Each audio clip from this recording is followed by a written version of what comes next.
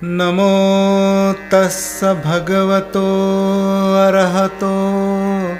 सम्मा संबुद्धस्स। विश्व को शांति, करुणा और मैत्री का संदेश देने वाले महाकारुणिक भगवान बुद्ध एवं भारत देश में दोबारा फिर से भगवान बुद्ध के सद्धम्म को वापस लेकर के आने वाले परम पूज्य बोधिसत्व डॉक्टर बाबा साहब अम्बेडकर, इनको मेरा कोटि कोटि नमन है। आप सभी साथियों को नमो बुद्धाय, मैत्रीपुंज जय भीम।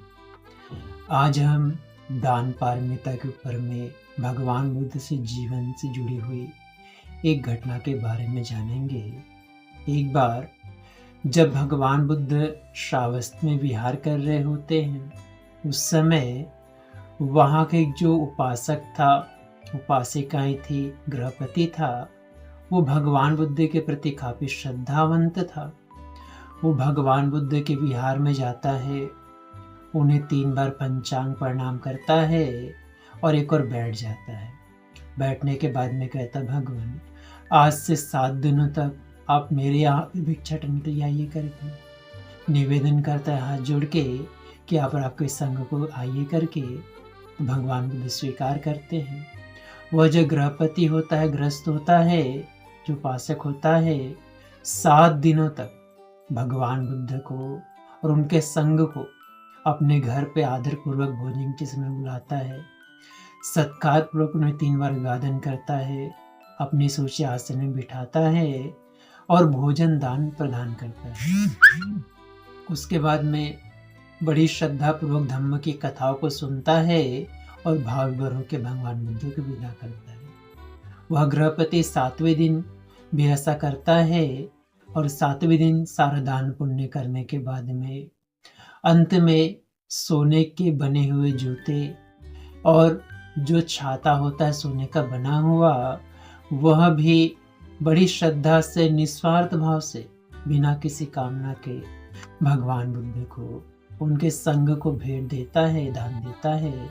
जिसका भगवान अनुमोदन करते हैं। और उस समय भगवान बुद्ध एक जातक कथा को बताते हैं उस गृहपति को और उसके साथ बैठे तमाम उपासक उपासिकाओं को कि दान पुण्य जो होते, जो पारमिताएं होती हैं, बड़ी महत्वपूर्ण होती है।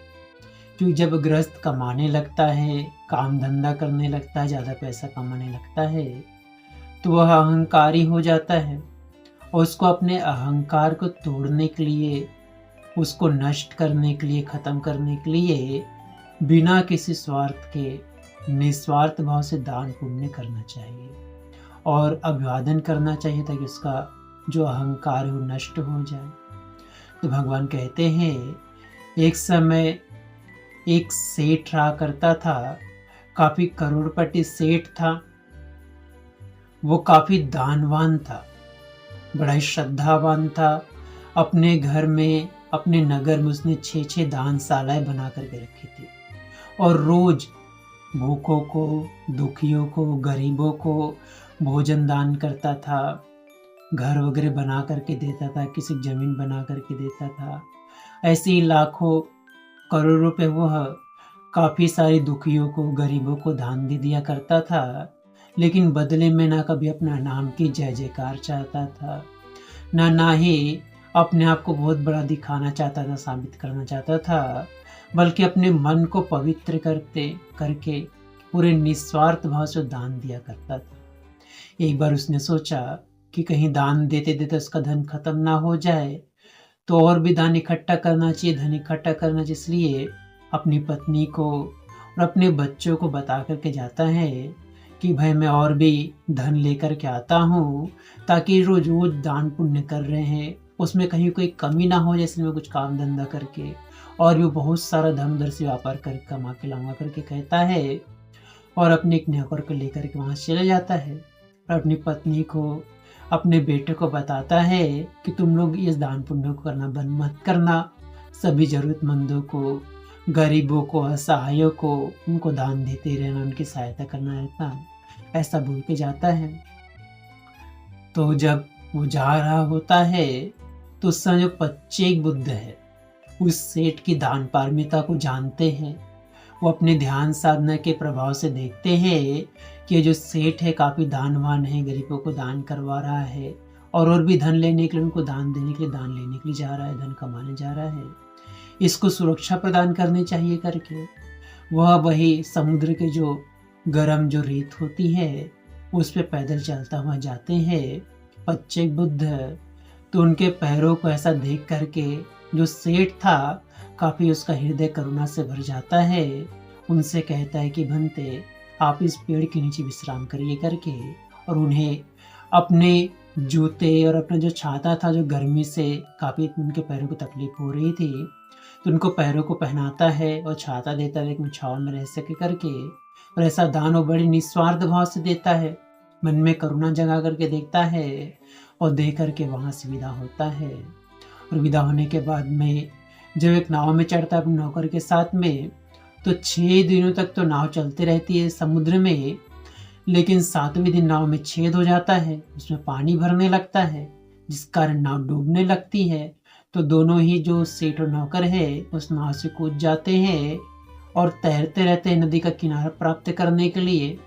लेकिन जो खारा पानी होता है उसको अपने मुंह से कुड़ला करके फेंकते हैं, अपने उपनिषद का भी पालन करते उसको नहीं तोड़ते हैं। तो ये देख करके जो समुद्र की देवी थी वो बड़ी प्रसन्न होती है और उनको अच्छे टापू में खड़ा करके, अच्छी जगह में रख करके, द्वीप में रख करके एक सोने की थाली में बहुत सारा भोजन वगैरह ला करके उनको देती है। तो वो कहता है कि भाई मेरा उपनिषद है, मैं नहीं ले सकता करके। तो कहती तुम्हारा जो दान पारमिता इससे मैं भाई प्रसन्न हुई हूँ, तुम चाहो तो जो भी मेरे पास धन है दौलत हो सब मांग लो करके, ले जा लो करके। तो वो कहता है लगता है आप मेरे दान पारमिता से प्रसन्न होकर के नहीं बल्कि अपने अच्छे गुणों से प्रसन्न होने कारण में दान दे रही हूँ करके मना करता है। तो कहती है मैं तुम्हारी दान पारमिता को जानती हूँ, तुमने जिस प्रकार से गरीबों की, बेसहाराओं की, दुखियों की मदद करने के लिए दानशाला बनवाई है, उनके दान में कोई कमी ना हो जाए इसलिए तुम दान लेने के लिए आए हो, धन अर्जित करने आए हो।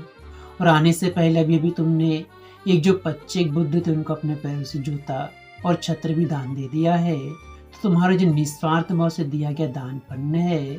फल है यही तुम्हारे सुख का कारण हो गया है। इसी के कारण कहते हैं ना, नदी से कितना पानी निकालो पानी कम नहीं होता बल्कि भरता ही रहता है। वैसे ही तुमने जो दान पुण्य किया है निस्वार्थ भाव से किया है, इसलिए तुम्हारी संपत्ति कभी कम नहीं होगी बल्कि सदैव तुम्हारी संपत्ति में वृद्धि होते रहेगी और वो बढ़ते रहेगी। तो वो कहता है कि ठीक है आप मुझे अपने घर जाने के लिए एक नाव ही दे दीजिए करके। तो 7 रत्नों से बनी हुई सोने, चांदी, हीरे वगैरह से बनी हुई 7 रत्नों की बनी हुई बहुत बड़ी नाव, और उस नाव में 7 रत्नों से बना बहुत बड़ा सोना, चांदी, धन वगैरह उसको दान दे करके उसके नगर पहुंचा देती नाव में। तो नगर जा करके वो जो सेठ है बड़ा प्रसन्न होता है, उसके घर वाले प्रसन्न होते हैं कि हम अब निस्वार्थ भाव से और भी बहुत दिनों तक दान देते रहेंगे और दान की कमी भी नहीं होगी, धन की कमी नहीं करके। इस प्रकार से जो मनुष्य है अपने अहंकार को त्याग करके जब निस्वार्थ भाव से बदले में कभी कोई कामना नहीं करता, अपने अहंकार को, क्रोध को नहीं दिखाता और ऐसा निस्वार्थ भाव से दान करता है, तो वो दान जो पुण्य है उसी का फल के लिए उसी को प्राप्त होता है और वो उसी दान पुण्य के बल से और भी धनवान होता है और भी प्रज्ञावान होता है, समृद्ध होता है। आप सभी लोगों ने भगवान बुद्ध की कथा को बड़ी श्रद्धा पूर्वक सुना, इसलिए भगवान बुद्ध उनके धम, उनके संग के प्रभाव के तेज से आपका और आपके परिवार के प्रत्येक सदस्य के जीवन का हर एक पल सुखपूर्वक बीते, प्रसन्नता पूर्वक बीते, मंगलमय हो, कल्याणमय हो। आप सभी सुखी रहे, स्वस्थ रहे, खुश रहे, सदैव शील सदाचार का पालन करते रहे और निस्वार्थ भाव से दान पुण्य करते रहे, जो आपकी मंगल का, आपके कल्याण का फल बन जाए। भवतु शब्द मंगलं रक्षन्तु शब्द देवता सब बुद्धानुभावेन सदा शक्ति भवन्तु ते। भवतु शब्द मंगलं रक्षन्तु शब्द देवता सब धम्मानुभावेन सदा शक्ति भवन्तु ते भवतु शब्द मंगलं रक्षन्तु शब्द देवता सब संघानुभावेन सदा शक्ति भवन्तु सब साध साध साध